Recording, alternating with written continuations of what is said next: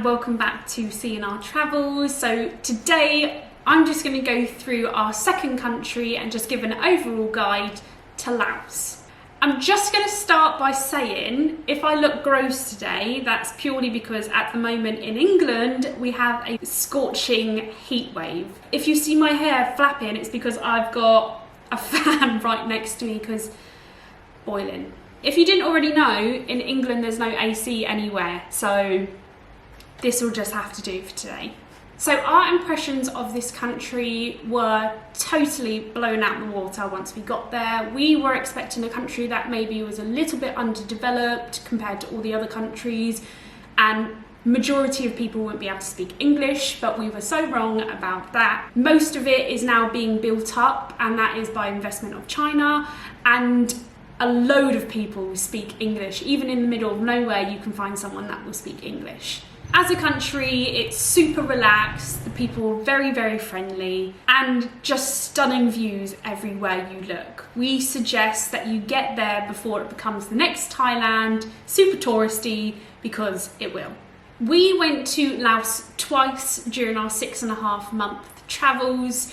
The first time we arrived by bus from Bangkok, which meant that we had a visa on arrival. We spent 3,400 bahts, which comes to about £84 to get those visas for the two of us. This is relatively simple. You don't get too much communication once you get off the bus and what you need to do. The process is basically you take all of your documents, you fill some forms in, and then pay for it, and then you can go through.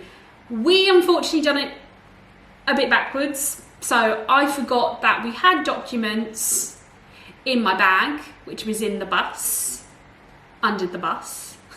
So I had to run across the border, get my bag out, get my documents out, and then run back across the border. So not the ideal way to do it.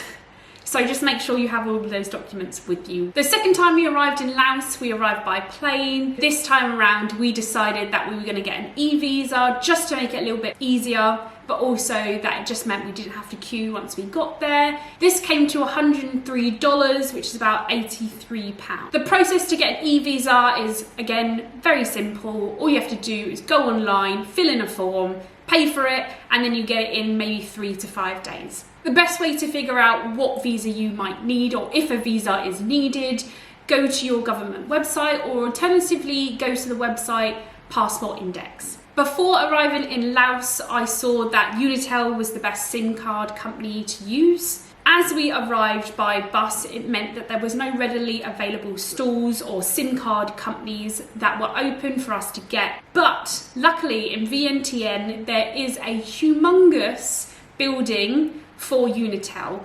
It is, however, mainly for locals, but because it means that it's really, really cheap. So you go into the building, grab a ticket, wait for your number, hope someone communicates your number's been shouted out, and then you get to be shown different deals for it. We went for a 60 gigabyte and a 40 gigabyte for 30 days, and this came to, for the two of us, wait for it, £8. Lovely. The second time we arrived in Laos, we arrived by plane, and because we arrived by plane, it meant that there was readily available stalls for SIM cards. But as a result of it being in the airport, it meant that they were a little bit more expensive. So for 15 days for unlimited data, we spent 150,000 kip per person. Laos is a relatively cheap country. There were times where maybe we splashed the cash a little bit more than we should have, so spending £80 a day, but bearing in mind this was Christmas Day, and then there might have been other times where it was £20 we spent in a day.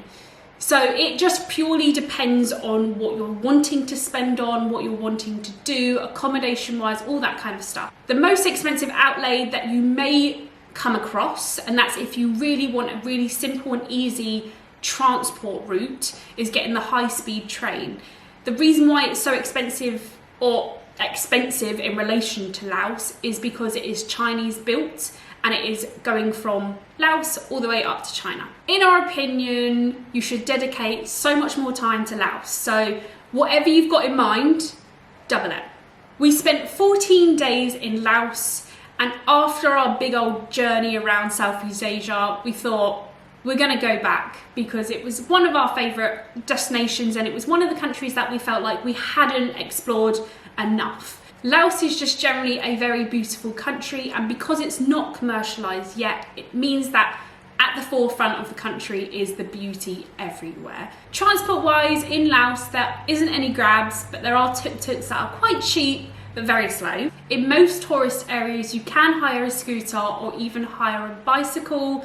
We got bicycles quite a few times. In Luang Prabang we spent 30,000 kip per day per bike, and again it's just a simple way to get around these small little towns. Recently there is now a new app called Loca, and this is exactly the same as Grab. If you head off the beaten track, just be pre-warned that most transport that will get you from A to B will be pretty shitty. They're just pretty sad, they're old, they're hot, and the likelihood of you breaking down is very high. So just prepare yourself for those journeys to be quite uncomfortable and quite turbulent. Yeah, not the best, but it's all part of the journey. Moving swiftly from transport to roads, again, just be aware that any of the roads that are off the beaten track will have potholes, they will be dirt and gravel, and just generally quite dangerous. So for example, we saw quite big lorries toppled over because of how rubbish the road is, but in the city they are pretty good condition. Walking in Laos is also very achievable, so like I said, the towns are quite small, which means that you can walk around. Unlike Thailand, where you think you're going to be able to walk from one place to another, no. You can pretty much walk anywhere in the main city centre without having much issues because the road or the pavements are quite flat. Do know that the pavement, they might be a bit dodgy, so be careful of your ankles. If you know, you know, but generally you'll be fine. The first time we went to Laos was in December, and I have to say the weather was perfect during this time.